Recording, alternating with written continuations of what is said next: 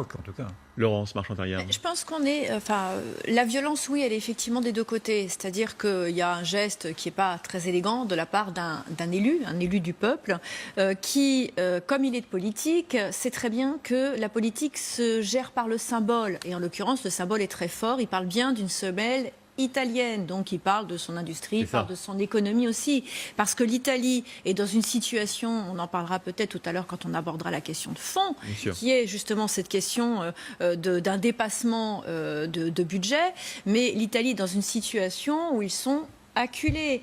Et la France n'est pas loin d'être dans la même situation. Donc on peut aussi se poser un certain nombre de questions sur justement le dogmatisme de cette Commission européenne qui finalement oublie un peu les peuples, la souveraineté des peuples, pour imposer des décisions d'en haut qui peut-être ne vont pas dans le sens du peuple. Je fais leur avocat que tout le monde a accepté. Les règles européennes, elles ont été acceptées.